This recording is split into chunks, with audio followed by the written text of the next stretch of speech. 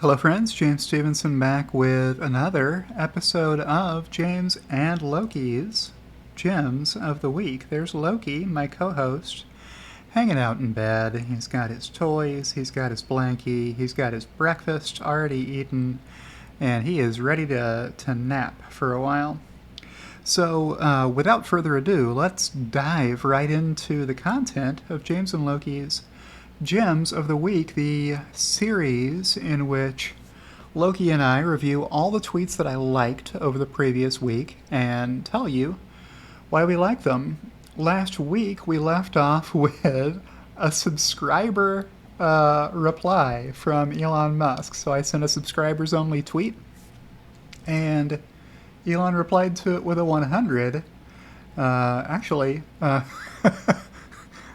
you will recall from having seen last week's episode, I tweeted to my subscribers on Twitter, it just occurred to me now that Elon Musk has subscribed that a reply from him won't immediately get swamped under hundreds of replies from haters, trolls, hopeful meme mongers, crypto promoters, etc. like always. Wow. And Stephen Mark Ryan, one of my subscribers, who, you may consider subscribing to, replied, "What I'm looking forward to are seeing Elon's most confused admirers, aka haters, subscribe just so they don't miss an opportunity to hate." So I said that would be maximum irony, and Elon gave that a 100, which is awesome.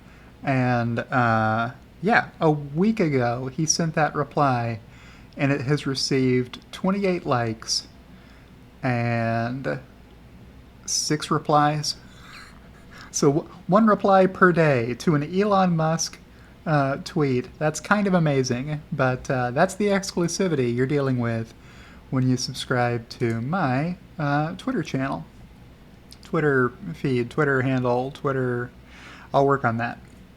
So the next tweet that I liked came from Bradford Ferguson, friend of the show and executive producer of the program through his company Rebellionaire.com. Replying, "Elon, Megapack production is looking great. I saw it for myself from the outside. I hope Lathrop can get the equipment to unlock the bottleneck soon. Gonna be epic. Also, excited for you to copy and paste Lathrop earnings to Shanghai and elsewhere." So we know Tesla does have plans now to build another mega factory in China, with the same annual output goal, 40 gigawatt hours, that they have for Lathrop. Bradford made a video or two about Megapack that you may want to go check out from his stakeout of the production rate of Megapacks. Next is a tweet from Nomad Tesla, a subscriber. "Fate loves irony," retweeting him or herself from November 11th, 2022. "Elon, can you turn on subscribers or super followers for your account? Would love to pay $4.20 a month for a good meme every now and then." So that's good stuff. Let's see. Back we go. Elon replying to Tom Randall, "Tom, we're not starting a price war. We're just lowering prices to enable affordability at scale. I made a video about this. If you haven't seen it, go check it out. I shouldn't talk about that again." Stephen Mark Ryan, I liked a tweet where he said, "A year ago already, damn. 1 year ago today, I threw a meme together in 5 minutes and it appeared on the evening news." So I made a video about this too. You can go check out that video on my YouTube channel if you would like. There's the meme in question with the Twitter board trying to keep their easy gig that gives them free shares instead of doing what the Twitter investors wanted, which was to get paid $54.20 per share. Next tweet from the other executive producer of this program, Kathy Kitchler. "Example of the wonderful plugged into society type of thing that Tesla does extremely well. Bravo. Tesla charging."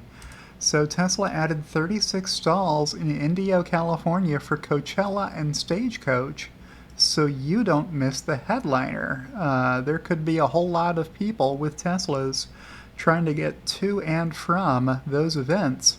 So Tesla brought out temporary superchargers, which is an awesome idea. You just back this trailer up. It's got a mega pack on it that can supply, what's that, 10 superchargers, 5 on each side. You just plug them right in, and there you go. You can instantly expand the charging capacity of any supercharger network with a mega pack on a flatbed plus a bunch of superchargers. Thought that was a great find and liked that tweet. Next, a tweet from Tesla Tino. The only thing I regret about the Model Y is that I didn't buy it sooner. It's a beast. And if you've been following Tesla Tino very long, his Teslas always look sharp. And he drives them all over the place, too. He is not keeping these under a car cover in his garage. They get plenty of miles on them. And that is a sharp-looking vehicle Tesla Tino is very proud of and driving around. Here's one from Brian, my Tesla Weekend, at 4K Podcast on Twitter. I should get Hey Dave 7 on for an interview. He's got a ton of wisdom, and I've got a ton of questions. What do you guys think? So I think Dave did. Well, maybe it'll be here in my likes in a minute. I think Dave did reply and agree to do that interview, so that'll be a good video when that comes out. Tweet from Elon about the first launch attempt for Starship, which had a frozen valve delay it a couple of days until after earnings. Here's one from Holmar's catalog. Why do I need your interpretation of what they tweeted if I can just read it myself?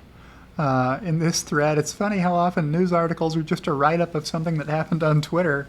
Go directly to the source. Just read Twitter, and then you don't have to read the article somebody wrote about something that happened on Twitter.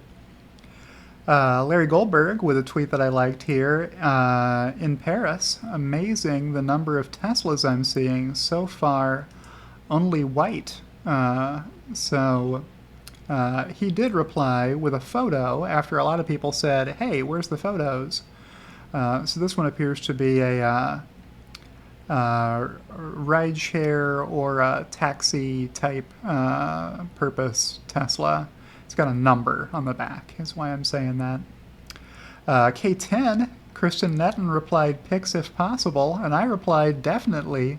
Paris is playing on the easiest urban photography difficulty level. It's hard to take a bad picture in Paris. I'm sure it can be done, but if you're trying to take good pictures, you're probably going to get a few in Paris.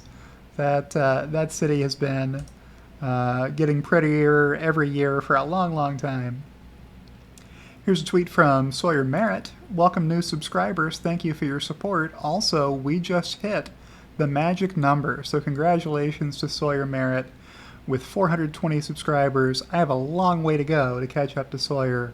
I am not even halfway there. I am living on a prayer that I will make it to 420 one day. Next, a tweet from Steven Spencer. Disgraced former investment banker Zero Hedge was fact-checked by Community Notes for his EV nonsense. Let's check this out. Peak EV, electric vehicles will fade as their true costs become clear. So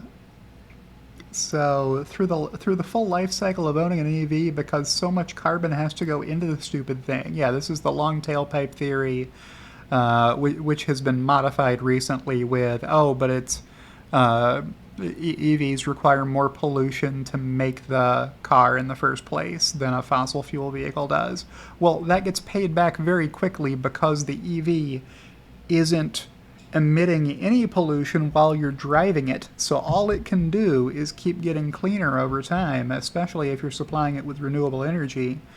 If you have solar panels on the roof of your house, for example, and you charge at home, then there are no emissions happening throughout the life of operating your vehicle.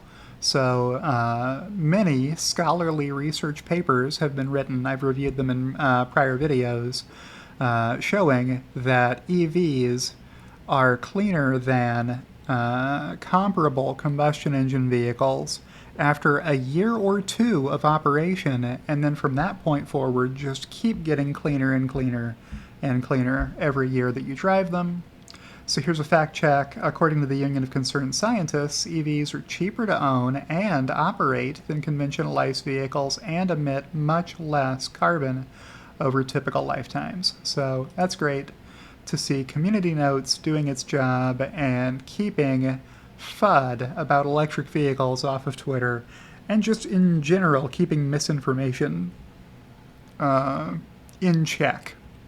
That's kind of the purpose.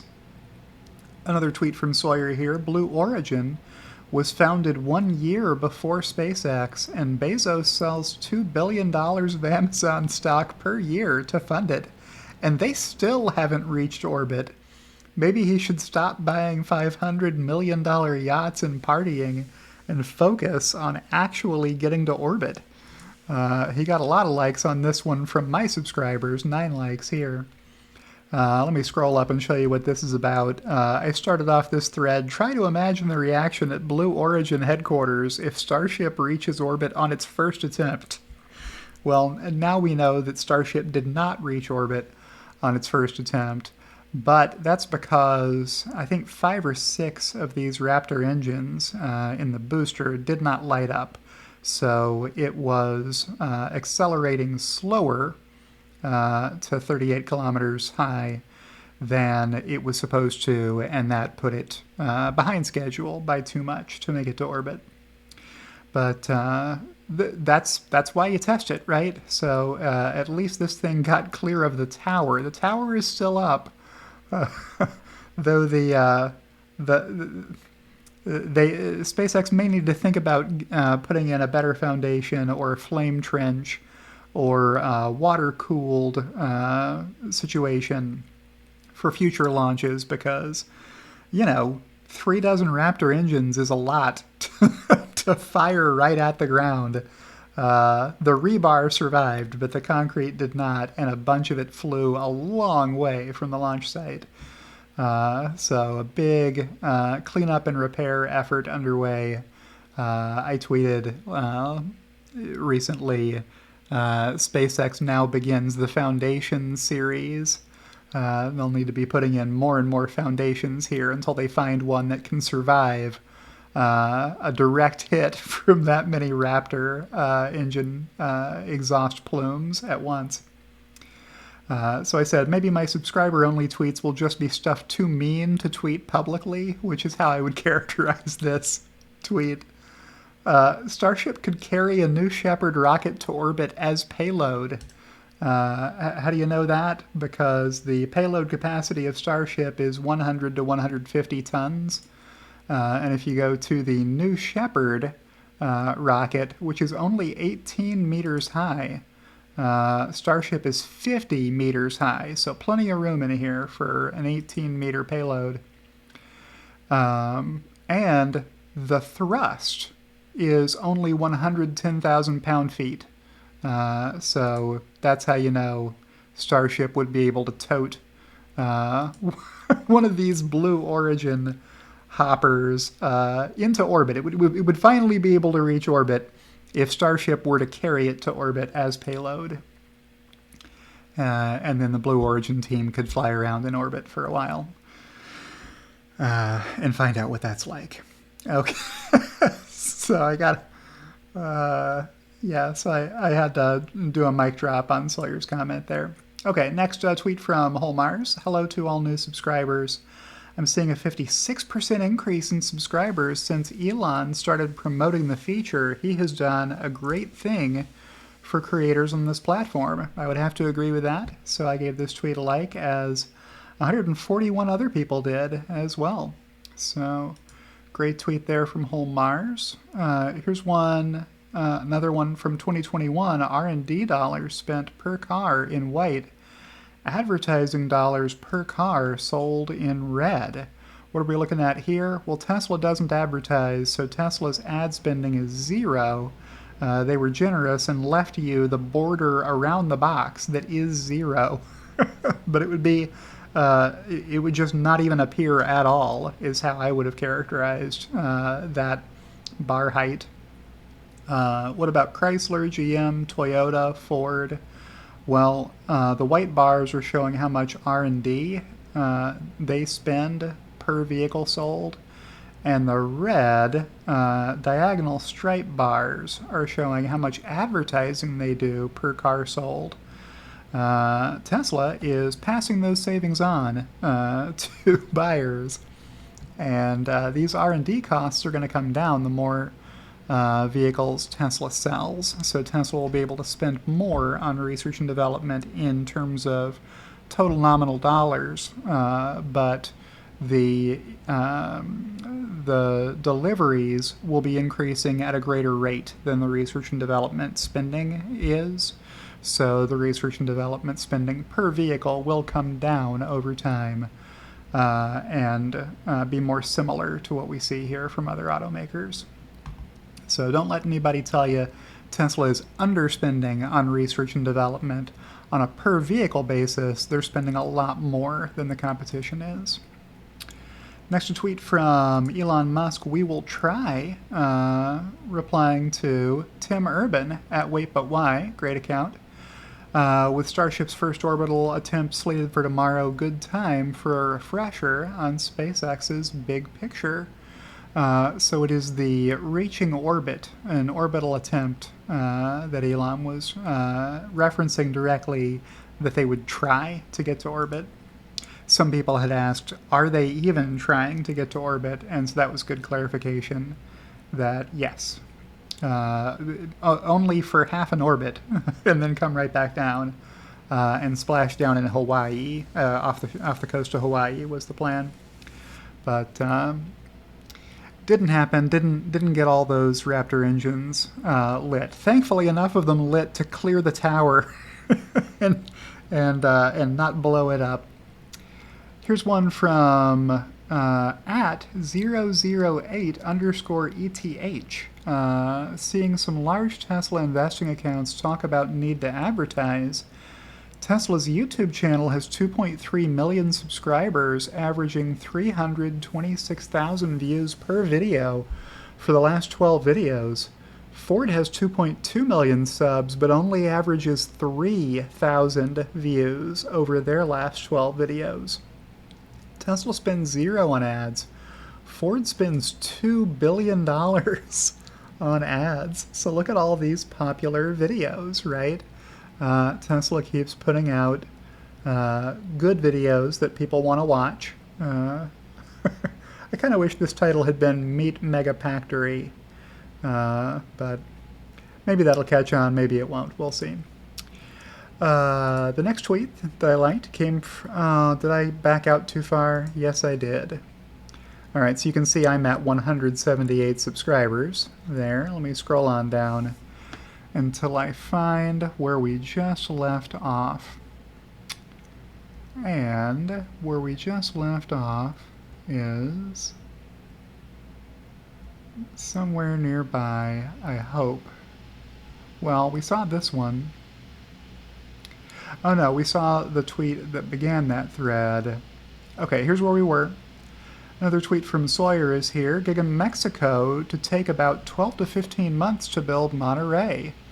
Monterrey governor saying that that's how long it'll take to put up the new Tesla assembly plant for the next generation vehicle, the robotaxi platform vehicle.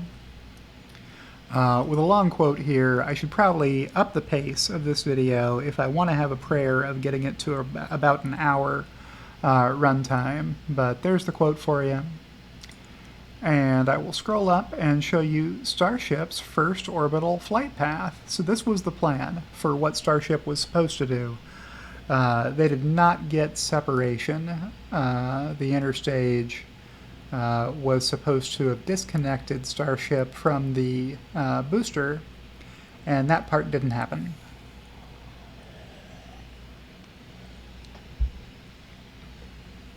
But there's the splashdown right outside Larry Ellison's house. This is what was supposed to happen.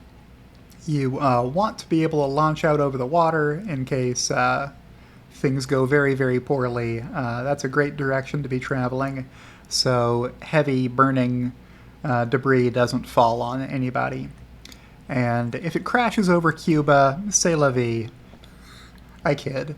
All right, the next tweet is from Elon Musk. Treasury is obviously correct. What's Treasury obviously correct about? Well, this is way too much Kobe letter for us to read. But we'll go here. Despite record high interest rates on U.S. debt are still at historic lows, while this seems like good news, rates are rising as the Fed attempts to cool inflation. Currently, rates on U.S. debt are at 2%, while in the 1990s it was 9%. Interest expense is rising quickly. The U.S. deficit is on track to hit $3 trillion per year, is what the deficit means, the budget deficit, by 2033. While debt to GDP will hit 200% by 2046. You don't want your country to owe twice as much as the total output of all goods and services from the country. That's not good. According to the U.S. Treasury, the rise in debt per GDP indicates current fiscal policy is unsustainable. Yes, you can't go on spending way more money than you take in IRS revenue, in tax revenue, unless your GDP is keeping up with that rate of overspending, and the U.S. is not growing at that rate currently.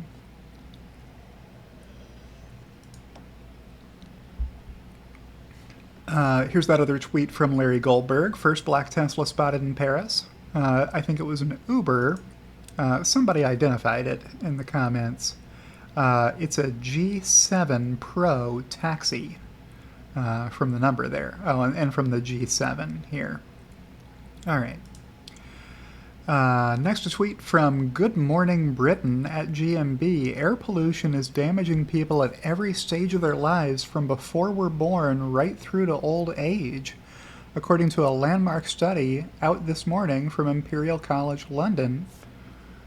They found is shocking, and they say, yes, we do need new policies that, in their words, are aimed at reducing the accumulating harm from air pollution. Well, this big box behind me, as you say, is an air monitoring station. It tells us what is in the air that we breathe, but this report is really showing us the effects of that, and it's shocking, from before we are born to the early deaths that it might cause. And it's not just those respiratory problems that we think might come from air pollution, it is so many other conditions and chronic effects that come from these fumes and toxins that are being pumped out into the air around us. And the report's saying it's not just those in town and city centres like this that need to be worried. Even those in the least polluted suburbs bear the health effects of air pollution.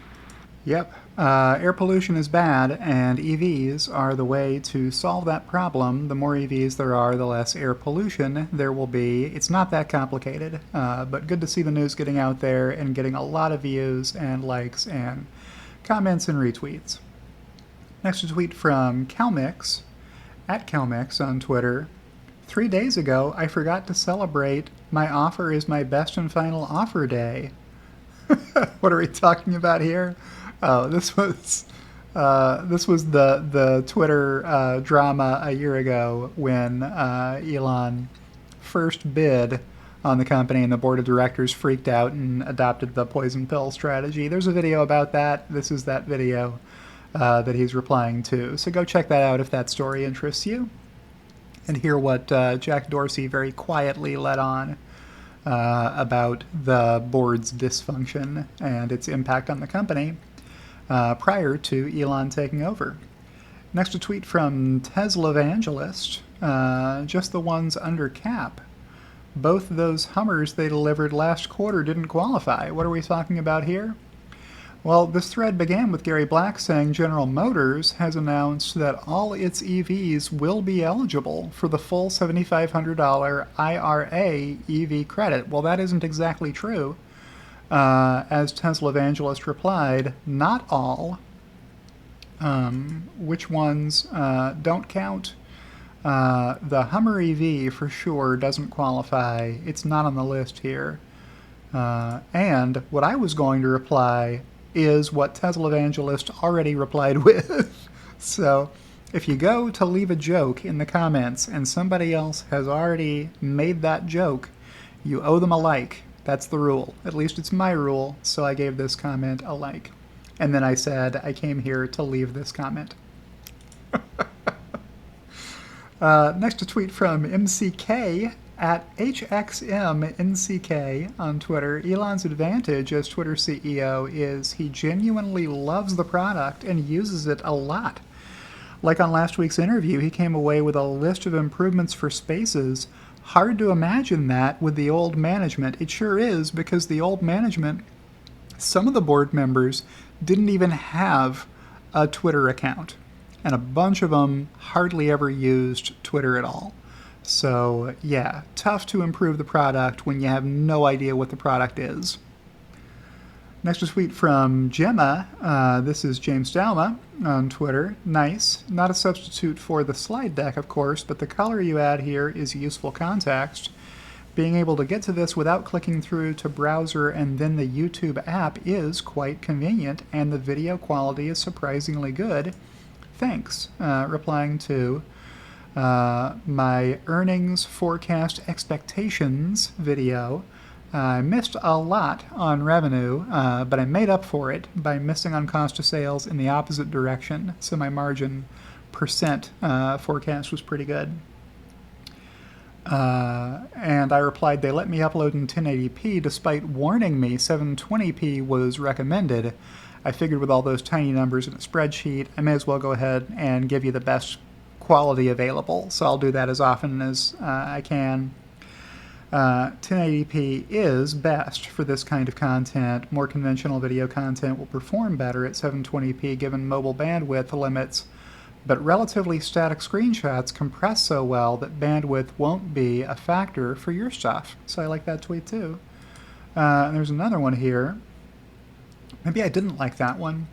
Info can be widely distributed and still effectively secret if it runs counter to public perception, but the approach works even if, and perhaps especially because, the market is ignorant of it. What are we talking about here? Well, it's the advertising conversation that's been going on Twitter for a month now.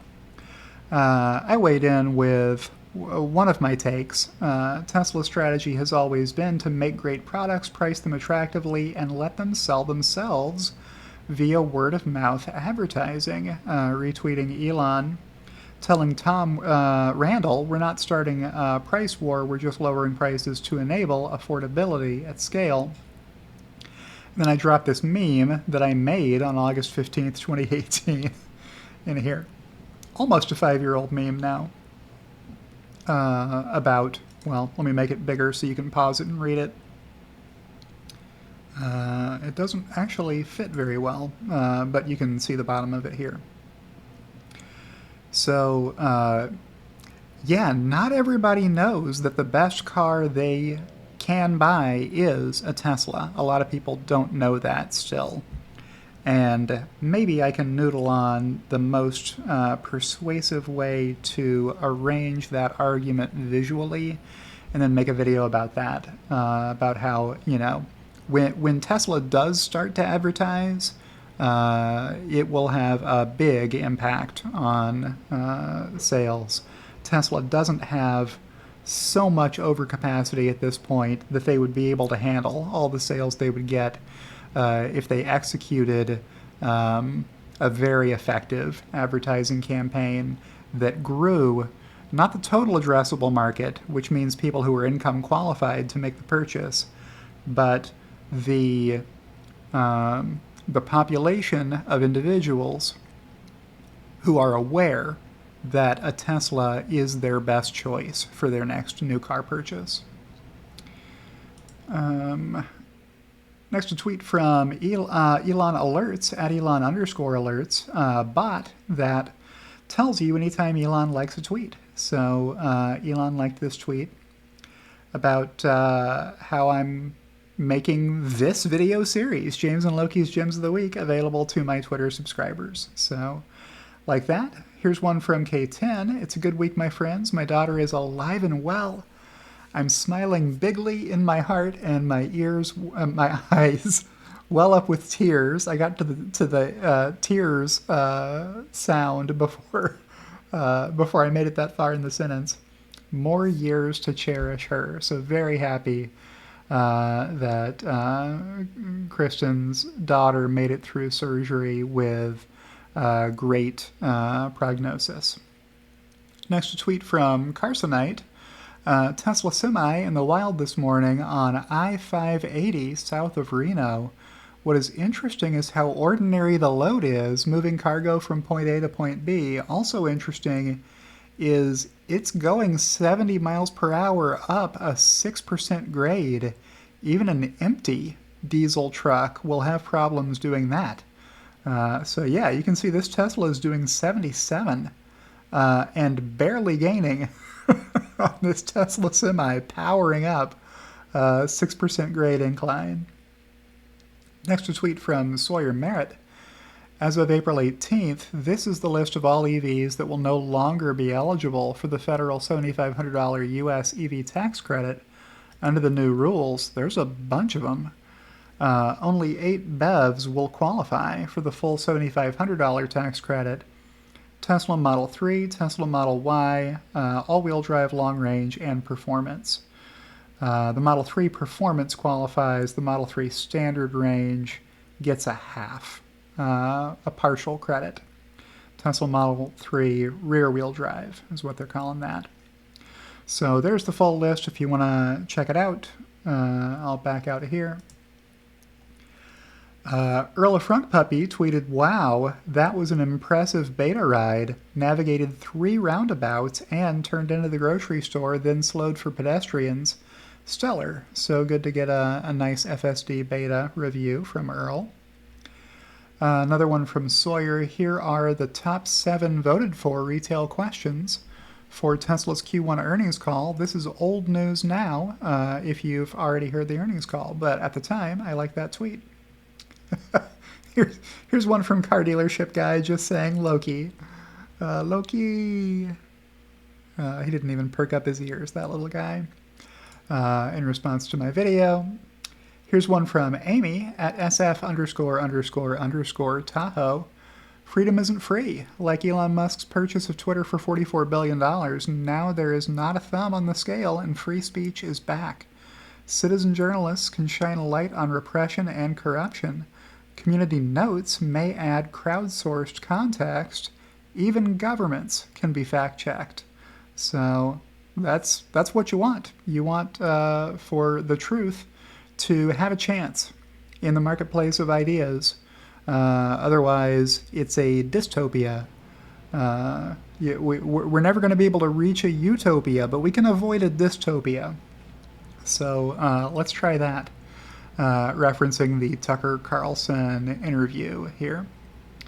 Next is a tweet from Elon. In the fairly near future, internal combustion engine vehicles will be viewed in the same way that we view external combustion engine vehicles, meaning steam engines, where you have to shovel coal or wood into, in the locomotive car of a train.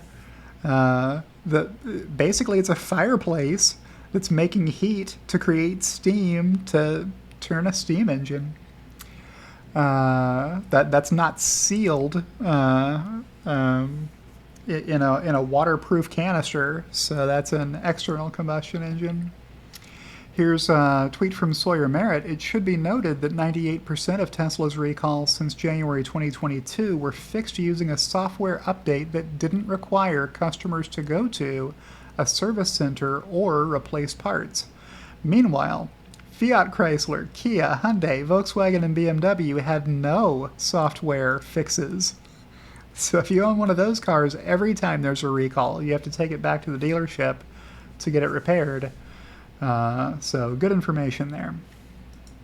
Next, a tweet from My Tesla Weekend. This is Brian again. Tesla just dropped the price of rear-wheel drive Model 3 to $39,990.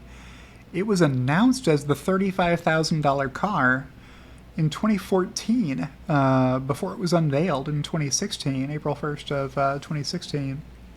This is substantially cheaper than that, adjusted for inflation. So if you adjust for inflation using this online calculator, a $35,000 car from 2014 ought to today be priced at $44,625.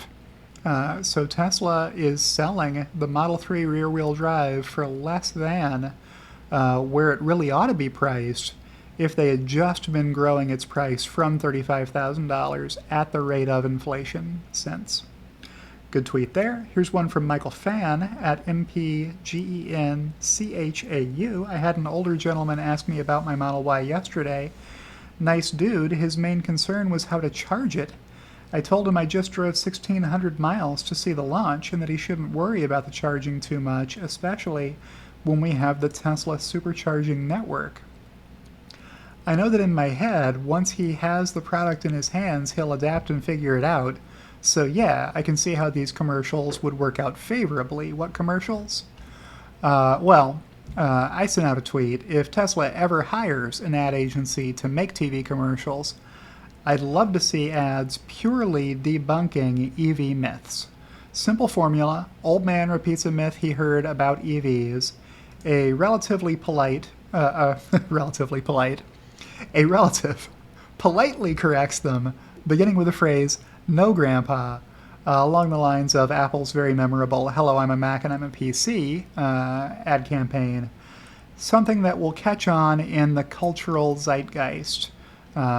So I got a lot of feedback on this that I was being ageist and maligning old men. And I was really just taking a practical approach to who are you allowed to make fun of in a commercial? And pretty much you're allowed to make fun of old men. And not a lot of other kinds of people are safe to be made fun of these days. Not the purpose of the commercials is not to say that old men don't know what's an EV myth and what isn't. Clearly, many Tesla owners are demographically older men. So they know that there's no good reason not to buy an EV. They have purchased an EV, right? So hopefully I've defended myself enough there. If not, the Italian commedia dell'arte trope was the pantalone is the comedic relief. I mean, it's been established for centuries that if you want to make fun of somebody, that's who you're supposed to make fun of because that's who audiences want to laugh at. It doesn't mean that you think all men who are old are incompetent. Clearly that's not the case. It's just when you're making entertainment, you have to pick somebody for the joke to be on, and that's high percentage likelihood character, and you would have that character be uninformed, not painting with a broad brushstroke. Okay, I've hit that point into the ground by now, probably. Here's another tweet that Elon liked. Tesla has always planned to make its vehicles more affordable over time as production grew so more people could buy them. It doesn't matter how many million people know about your product or how badly they want to buy your products. If less than 1 million people can afford to buy them, less than 1 million people will buy them. So as Tesla's production scales into the millions, they've got to find many millions of people able to afford them. That's the point.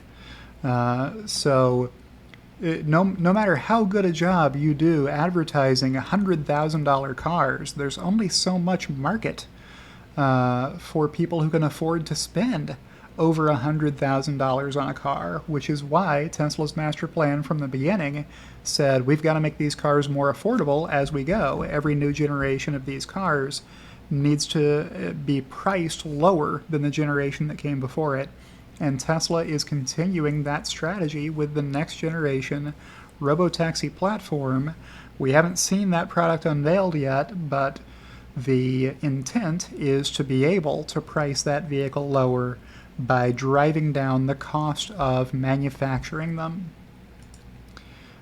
which is going to require trade-offs, and we don't know what those trade-offs are yet, but we'll find out when the product gets unveiled. I can't show you this one. I got to skip past that one because you aren't necessarily subscribed to Stephen Mark Ryan's subscriber-only content. Next tweet from, this is just that I'm a Mac and I'm a PC ad campaign. Somebody found a supercut of all of them, which was cool. So I hit like on that. Here's one from Holmar's catalog. Price of a Tesla Model 3 on November 1st, 2020, $37,990. Price of a Tesla Model 3 today, $39,990. Only 5% price increase in 2.5 years. That's not very much, especially in today's inflationary economy, right? Price of Tesla the stock on November 1st, 2020, $129.35, adjusted for splits. Price of Tesla today, $184.04, up 42% in 2.5 years. So the stock price has appreciated by more than the price of a Tesla Model 3 has. IQ of Tesla bears in 2023. IQ of Tesla bears today, too. They're getting dumber. As proof, here's the retweet of Pabst Street Capital Management, longtime Tesla hater, longtime Tesla short seller, used to be very moderate in their views and has gotten a lot more militant over the years. In this tweet saying, Tesla bulls should go buy a heavily discounted Model 3. Maybe it won't burn you as bad as the stock has burned you. Well, that's just wrong math. So, good job by Holmar's catalog pointing that out. Here's a tweet from Stephen Mark Ryan that was public. You can tell by the interactivity with this tweet. The level of incompetence is stunning. Twitter, a social media platform with hundreds of millions of eyeballs, didn't even have the ability to run ads based on keywords. That's not good. So that's one of the improvements Elon has made. Here's another tweet Elon liked. Waving to the fans from the top of the high bay at Starbase, Texas. So that's just a great photo, so I like that. Here's one from Dutchie at Dutchie Wiegans. Opening argument for the prosecution in Tesla's anti-breakup case. What's Dutchie talking about? Well, the thread began with Earl of Frunkpuppy saying, my one worry about lower Tesla prices is other EVs. Tesla will continue to grow and profit. Others don't have much wiggle room. To which I replied, the best competition is no competition. So if Tesla manages to survive as half of the laggardsy automakers go bankrupt or more, it's a non-trivial likelihood that there will be an antitrust case brought against Tesla as a monopoly. That's not an impossible situation. That could happen. It did happen to Microsoft back when they were bundling Internet Explorer with their operating system. So if they can do that, there's definitely a way Congress could come after Tesla, calling them a monopoly on vehicles if they become the #1 seller of vehicles in the U.S.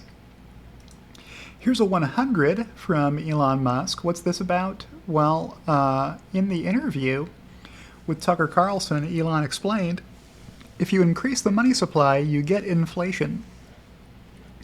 That is in line with Nobel laureate Milton Friedman's assessment of inflation, which is that inflation is made in Washington because only Washington can create money.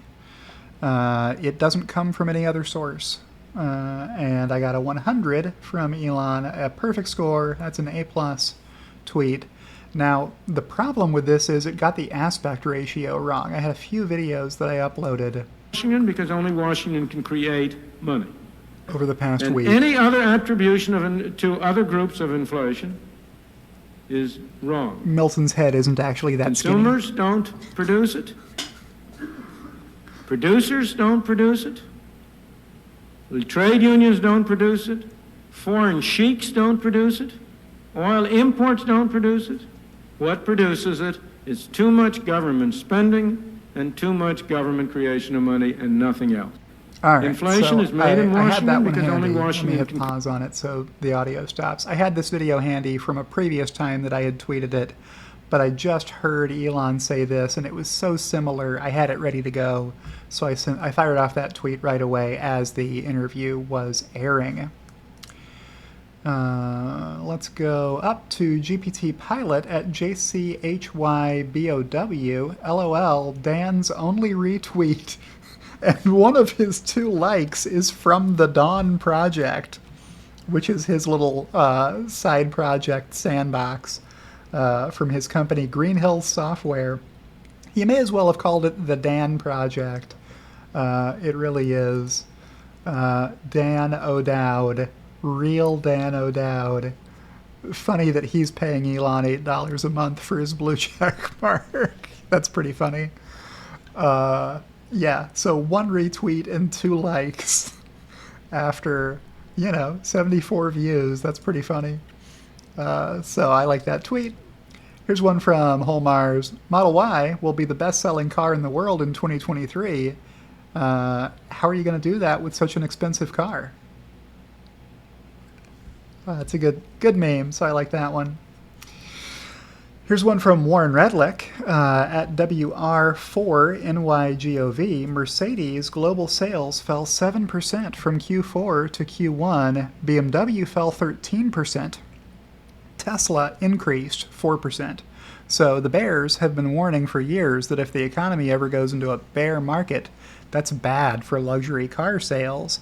And that's when Tesla's going to go bankrupt, because their sales are going to fall to zero, they'll lose money, they won't be able to raise because it'll be a poor environment, banks won't be lending, so Tesla will default on their obligations and go bankrupt. Well, that narrative has been thrashed by the sales lately, where Mercedes and BMW have been losing share to Tesla, even through the difficult economy that makes luxury cars harder to afford the payments on, the higher the interest rates go.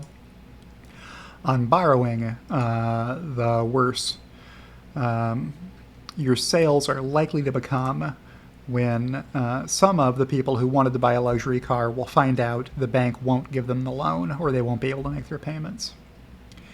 Here's one from Martin Vieca. I made a video about this, so I'm going to skip this one. Go check out that video if you want. Here's one from Stephen Bink. My favorite chart. Which one is Stephen's favorite chart? This one, my total quarterly revenue chart. I made a video about this too, so go check that out if you want to see that chart some more. Here's one from Tiger Blue at TAIIGERBLUE on Twitter, as many people listen in to earnings calls with Rob as Tesla themselves. We love him. Yeah, we do. We love Rob Maurer. And 10,000 people were listening to Rob. 10,000 people were listening to Tesla. I didn't like that it was rounded off to the nearest 1,000, so I went and checked it myself and found that it's true. 30 minutes into the call, 500 more people were listening to the Tesla earnings call on Rob's YouTube channel than on Tesla's official YouTube channel, which is where ir.tesla.com directed people. Now, they used to have their own hosting, and now they just host it from their YouTube channel, which is a better idea probably. But yeah, I had to drop the Rob Maurer Happy Dance gif here because I don't get that many chances to post it, so I posted it a few times after earnings since Rob's EPS estimate was so close to what Tesla reported. Here's another Elon like. The long-term lifetime revenue that you're targeting per vehicle is massive, so if you take that to the extreme, it would seem you'd be comfortable with a relatively low initial margin, was the question from Rod Lash of Wolf Research during the earnings call. And I thought Elon's response was good enough to tweet out word for word. And there it is. I'm not going to do the Matt Smith, Elon South African accent impression attempt. But this has gotten 1 million views on it, so that's a good thing. And I do wish I could get Elon to change I can't emphasize enough to I cannot underscore enough.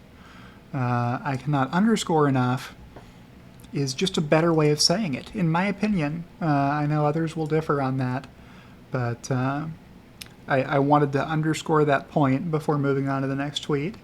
From Elon, there is roughly 2 gigabytes compressed file size limit, so uploading at 720p resolution should work. So that might be a subscriber-only tweet. No, it isn't. It's just saying that they're subscribers. So I can show you this. Just Stephen having the same problems I had trying to upload long videos. So Twitter has figured that out, because this morning I was able to tweet out last week's James and Loki's Gems of the Week. And Elon said this will be fixed. So I think they've fixed it already. He's got a team that is focused and producing results at Twitter, so that's a good thing. Another one from Whole Mars here. Every Tesla sold this quarter will eventually end up buying, subscribing, or paying on demand for full self-driving. And that doesn't mean that the current owner of every Tesla with hardware 3 or better will personally buy full self-driving. I think what it means is the resale value of Teslas is going to increase because so many people are going to want to buy whichever Tesla is available that they can buy that has full self-driving, because they're going to want to make robotaxis out of them as soon as that software is ready. When will that software be ready? Well, that's the $64,000 question. It's been a work in progress for many, many years. Progress has been good, but completion of a product that is safer than a human driver has been elusive over the years. Maybe with the scale Tesla has today feeding into Dojo, they'll be able to hit the exponential part of that curve and make a ton of progress in a big hurry. Or maybe it'll take a while. We'll see how it goes. Here's a tweet from Stephen Mark Ryan. I'll start soon. Would be good to get a few YouTube creators on live spaces to flesh out vids. So these are just good ideas for improvements to make in the functionality of viewing videos directly in Twitter. Manual ad placement on videos. I don't need that one. Clickable cards. I don't need that one. Mini player, so video keeps playing while people scroll and read comments. This is essential. That has to be a feature of Twitter video so that people can keep going if they don't have more than one device, right? The easy approach is, okay, I've got more than one device. I'll play the video on one and I'll keep scrolling on another one. But especially for long format videos, people need to be able to keep scrolling and looking at other tweets as they listen to a video. Then the 1.25, 1.5, and 2x playback speeds are a good idea. YouTube also offers slower speeds. I'm not sure who uses those, so I'm glad Stephen didn't call those out as well. And video discovery up next, similar to what YouTube does at the end of their videos, putting up stuff for you to click on. All right. That one I can't show you because you're not a subscriber to Stephen Mark Ryan necessarily. If you are, you can access the tweet and go check it out. Carsonite tweeted, "You wrote a variation of the competition is coming. For the record..." Oh, wait, I missed one. Scott, at Scott, Polhamus, I don't know if I can pronounce that last name the way Scott would want me to, replied, "With the stock at 169.69. What are we talking about here? My tweet, "Starship will launch as the opening bell rings on Wall Street the day after Tesla earnings on 4/20. The most entertaining outcome is the likeliest." And the stock was at 169.69, 69 days before Elon Musk's birthday. So, simulation confirmed is what you're supposed to say at that point. Okay, now we'll get to Carsonite. You wrote a variation of the competition is coming. For the record, there have been less than 20 gigawatt hours of installed battery storage devices since the beginning of time. Tesla, when ramped, will be producing 4 times that each year. That's 20,000 megapacks per year at 3 million each and 30+% margins. Now, Tesla isn't selling them at $3 million each right now, but the backlog is long.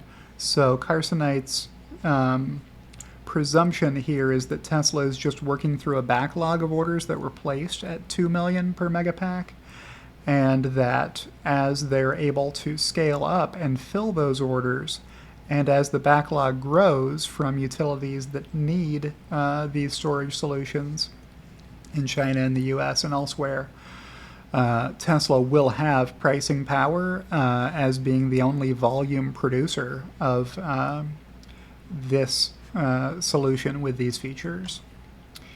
Now, we don't know if the 30+% margins part of this is going to happen, because the guidance from Zach on the earnings call was for 20 to 30% margins.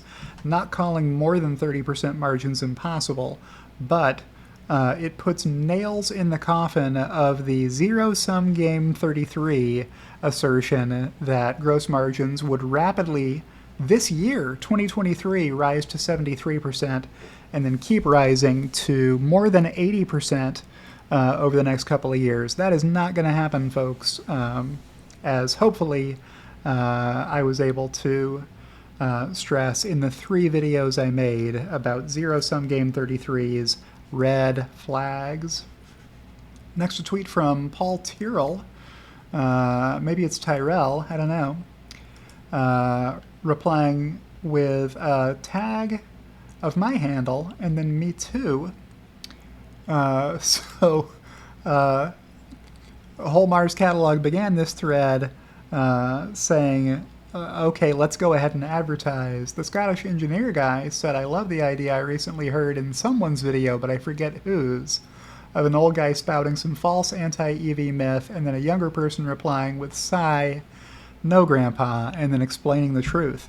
That is the idea for my video, and Paul tagged me on it, so I was able to reply here with the tweet, which is this one that we saw already. So I'll back out of here. And here's one from John Ehrlichman, at John Ehrlichman on Twitter. Elon Musk on Tesla car prices back in 2008. I'm not going to play you this video, but yeah. Tesla had their pricing strategy figured out already 15 years ago. 15 years ago, Elon already had the plan figured out because people were accusing him of only building sports cars for rich people and asking how that was ever going to work to reduce pollution globally. Well, he had an answer, and that answer has been Tesla's master plan ever since. Here's one from Elon replying to Stephen Mark Ryan. It works on that same video that I can't show yet because I don't know if you're subscribing to Stephen Mark Ryan. Here's one from Tasha Keeney. When Elon says Tesla is the only automaker that could sell cars for zero margin today and make up for it in autonomy earnings later, here's why that matters. Autonomous mobility platform operators will be a Goliath in the future auto value chain, worth much more than OEMs alone. So the economics are just different on ride sharing than they are on manufacturing and selling vehicles. So what you want to be able to do is get more utilization out of your electric vehicle. Instead of it only being in use for 1 hour a day, how about utilizing it 10 or 12 hours a day, right? Something like that would get a lot more value out of it if you're charging, I don't know, 50 cents a mile, whatever it is. And if Tesla is making 20 of those 50 cents, or whatever Tesla's cut would be, 15 of those cents, with the rest of it going to the owner and operator of that vehicle, that's an Apple Store type revenue stream that comes with very low costs, right? They would need to keep up the Tesla Network app for people who are trying to hail a Tesla, an autonomous Tesla, which is great because it's going to be driven safer than a human driver would, and you have privacy while you're in that vehicle to wherever you're going. You don't have to chat with an Uber driver, which is maybe not everybody's favorite thing, right? So Tasha at ARK Invest has drawn up some numbers here. These can be argued over what exactly these numbers are, but the point stands that there are tremendous economics possible for whoever is the first to be able to provide driverless ride-hailing services. And Tasha and Elon agree that that's how it makes sense to sell vehicles for lower margins today, keep production levels high, so that in the future the fleet of vehicles that can provide autonomous ride-hailing is larger than it would otherwise have been if you had been idling factories trying to keep prices high. Okay, next is a tweet from Matthew Donegan Ryan at MatthewDR on Twitter. If you're upset that the price of a Tesla Model 3/Y is lower today than when you bought yours, just buy another one to dollar cost average your Tesla vehicle portfolio. Not automotive advice. Hashtag Tesla. That was a pretty funny tweet, so I like that. Here's one from Elon Musk. Congrats, SpaceX team, on an exciting test launch of Starship on 420. Learned a lot for next test launch in a few months. The headlines were SpaceX rocket blows up, and very, very negative on that. Folks, it was a test launch. It was intended to gather data, not to actually. I mean, there was never any attempt to try to land either the booster or the Starship at all. There was no autonomous drone ship out at sea trying to land a Super Heavy on it. I don't know if they have a drone ship that could hold even an empty Super Heavy booster, but they weren't trying to land it or Starship. So they were going to blow up no matter what. They just didn't know exactly how it was going to blow up. They found out that it was after stage separation did not occur. Here's a tweet from CERN Basher. This is a good one. Many analysts like to exclude the money that Tesla receives from zero-emission vehicle regulatory credits paid to them from other automakers. The thinking is that one day this source of revenue will go away. Whilst that is true, ignoring the regulatory credit revenue is missing something important. Another way to view regulatory credits: Tesla's competitors are funding a portion of Tesla's capital expenditures, allowing Tesla to build more capacity and grow faster. Since Q3 2018, Tesla has received $6.2 billion in regulatory credits. That covered 30% of their capital expenditures since then. So when Tesla's buying assets, meaning like factories, line equipment, robots, etc., having your competitors fund almost a third of your capital expenditures seems like a good deal, and it definitely is. Yeah, so there's the breakdown on two charts for you, if you want to check that out. Let's see, what's next on the like parade? Chicken lentil soup shared this schematic of the flight plan for the Super Heavy and Starship stack test launch. This is what SpaceX got. So it would be funny if that had been the plan. Here's one from Farzad. If there's one thing we learned, it's that Tesla Energy ain't getting to 50% margin, LOL. Hashtag Tesla. So I had to reply in here after David Urban said, it's almost like James was right again.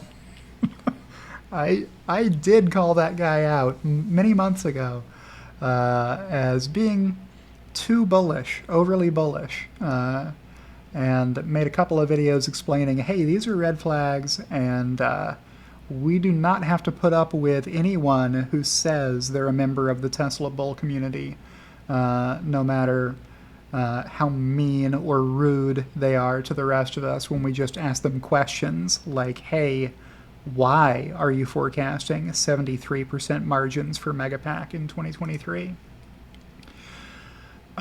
Here's one from Dylan. I wonder if insurance will cover this. So yeah, I don't know if this was debris that got launched across the horizon from the Super Heavy booster launch. Must have been, right? That couldn't just be the concussion from the sound waves coming across. So yeah, we'll see if insurance covers that or not. One of the uncrewed vehicles that had been set up with a tripod and a camera to film the launch. So here's the Matt Chasm Matt reference or impression that I was referencing earlier. He did a fine job anticipating what what we would hear during the earnings call from Elon and from Zach. So go check that video out if you haven't before. Matt had the rest of the panelists on that video in stitches. Here's one from Elon. All that's left of the concrete lateral support beam is the rebar.